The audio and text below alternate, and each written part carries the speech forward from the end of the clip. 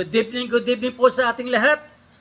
First of all, special greetings po para kay Mr. Hermano Rubino. Ito po ang aking employer. He is my employer back in New York City, New York, for almost 1 year. You know, I miss him very, very much, Papa Rubino. And I really miss you giving a bath. You cut your hair, shave your mustache and beard, and I miss giving you a medicine in the morning, in the afternoon, in the evening, and even giving you a one round of walk around the block. I really miss all those days, Papa. Happy birthday po muli. Happy 92nd birthday. Oh, I hope you still reach the centennial year and more. Okay? And also, happy birthday din po kay Alvin Cayabyab Pamintuan at kay Edgar Maraya. Maligayang kaarawan po sa inyong tatlo. Ganun din po, shout out po kay Willie Ramos ng Pabro. Ganun din po kay Hernan Flores ng SBP Qatar, Glenn Nociel ng SBP Qatar, at ganun din po kay Cesar Makutay. Ganun din po SBP Qatar. Sila tatlo po, puro galing ng Qatar. Ganun din po kay Ma'am Marisa Rubino ng New York City, New York. At sa kanyang butihing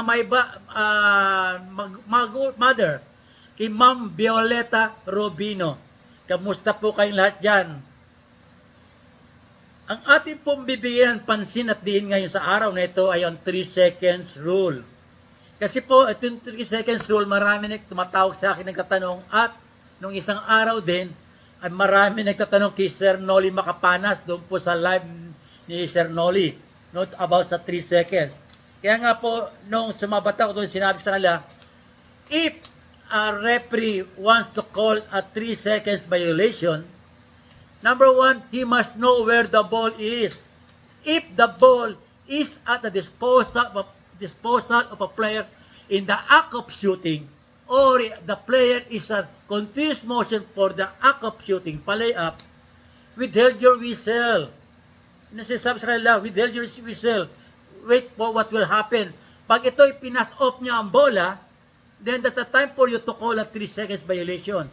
But never call a 3 seconds violation when the ball is on the flight on the shot on the air. When the ball is on flight on a shot, nasa air po siya, tumawag ka ng 3 seconds, problemang malaki po yun. Hindi po yun judgment call, yung po on technicality. Kasi pag pumasok yun, anong gagawin po natin? When you call a 3 seconds violation, nasa area ang bola on a shot, at pumasok yun, anong ginagawa madalas ng mga referee? Tinutuloy yung 3 seconds violation daw. Ang problema, pag hindi pumasok, anong gawin din natin? Violation din ba? Alam niyo po, noong pang 1978, doon sa Niabo, under kay Ma'am Piding Ilagan, is a former FIBA referee na Olympian referee din po natin. 1972, Municipal Olympic, nag-referee po siya doon. Yan po ang binibigyan sa amin noon, tinuturo sa amin. Pag kami tumawag ng 3 seconds na ang bola sa ere, wala kang gagawin kung ika-counted po yon. Pag hindi pumasok yon, ginajumble po yon. Bakit po? Kasi ano sabi doon sa Article 26.1.1? A player shall not remain in the opponent's restricted area while his team is in control of a live ball in the front court and the game clock is running. So, ibig sabihin, pagka may control pa sila, tatawagan 3 seconds. Pag ang bola na sa area na, wala na pong control. Neither team has control of the ball. So, wala dapat 3 seconds violation. Tawagan 3 seconds. Pag yung pumasok at sinasabi sa amin, limang pwedeng ilagay, you need to count the basket. Yan din po kay Danny Bayais, doon kami nasa Baricom South with John Arligi, Boy Quisido, Art Mosinabre, Rick Mercado, at si Romel Polido na Provincial Director ngayon sa Iloilo. By kina-counted po yun, tinuturo sa amin Danny Bayais, if you call a 3 seconds violation na tambolay na sa ere, at pumasok, you need to count the basket. Because wala ng control. Pag hindi pumasok yun, ginajumble po yun. Pero hindi po ginagawa ng mga referee ngayon. Inuulit ko, hindi po yan judgment call. Technicality po yan. Pwede, kung nakakaintindi mga coach, magreklamo po talaga. Kahit po nung pumunta ako ng BAP, tinuturo po sa amin yan ng namayapang FIBA referee Rolly Omampo, namayapang referee, FIBA referee Ering Bayait, kaya hindi po si Cado Mercado, FIBA referee Cado Mercado, tinuturo sa amin yan. Pero ngayon, ewan ko po, wala ata nagtuturo pag ganun. Wala akong narinig na nagtuturo pag tumawag ka ng 3 seconds at ang bola na sa ere, you need to count the basket. Pag hindi pumasok pa yun, ginajumbo. Bakit? Neither team has control of the ball. Anawan na intindihan nyo, mahirap na aral to, pero kung titignan nyo po yung Article 26.1.1, ang luwaliwanag, kaya itinay po dyan, malaki yung control. Big letters, nakalagay doon, control. May control. Pag ang bola ba, nasa ere, may control ba ang team? Wala na po. Kaya nga, sinasabi ko sa mga referee, yung controversial call, yung 3 seconds. In 3 seconds, tatawag tayo pag talagang nasa loob at walang tumitira. Pero pag itumiran na yan, bola sa ere, tumagan 3 seconds, malaking problema. Mga kapito, napakalaking problema dyan. Lalo kung ang coach nakakaintindi, pumasok yun, tapos sinabi mo 3 seconds, turnover, aawain ka ng coach. Lalo kung ang nakakaintindi ng coach, ididin sa yung Article 26.1.1. Yan po na 3 seconds rule. Napakahirap po, intindihin. Napakahirap din, pero ayun na talaga ang rules. Ever since. Ngayon po, wala ako nakita nagtuturo tungkol sa 3 seconds na yan, na pag sinasabi ngayon, katulad sinasabi ko sa inyo. Pero, yung sa barangay naman po, siguro, not counted yun 3 seconds yun na, kasi maraming nga ang mga sa ligang labas, talagang hindi alam ang rules ng basketball. Angal dito, angal doon, mas magaling pa nga sa referee. Kaya, yun ang sinasabi ko tungkol sa tunay na rules ng 3 seconds. Yun po ang talagang totoo. Kaya dapat ituro natin talagang totoong rules. Kayo ba? Ngayon naman po ang kasunod yung 5 seconds. Sa pa ito, 5 seconds rule.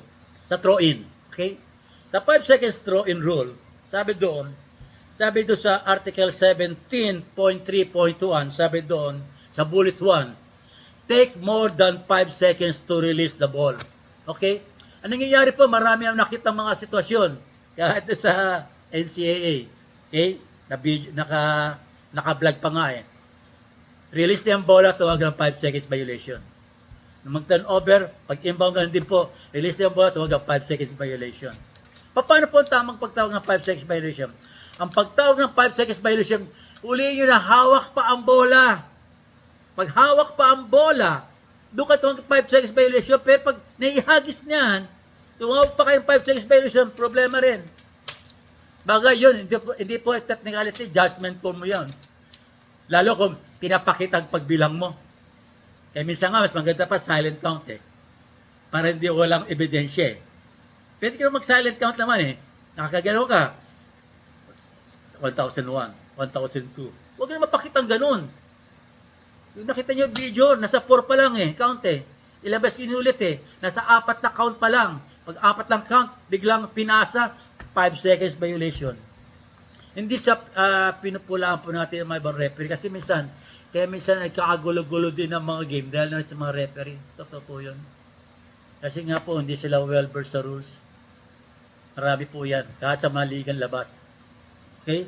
Yung po ang ating maikling pag-aralin sa araw na ito, yung 3 seconds at yung 5 seconds. At alam ko, after this vlog, maraming magtataas ng kilay tungkol din sa 3 seconds. Maraming magtataas ng kilay. Pero, papanindigan ko po yun. Article 26.1.1, may control. Pag tumira ng isang player, wala na may control. Neither team has control of the ball. Tapos tatawagan 3 seconds. Tapos tayo dyan. Yan po ang ating maikling aralin sa araw nito. At muli, huwag po natin kalimutang mag-like, mag-share, mag-follow, at mag-subscribe sa aking YouTube channel. Ito po ang iyong abang lingkod, former FIBA referee, Eto Kamorangan. Hanggang sa muli. Bye-bye!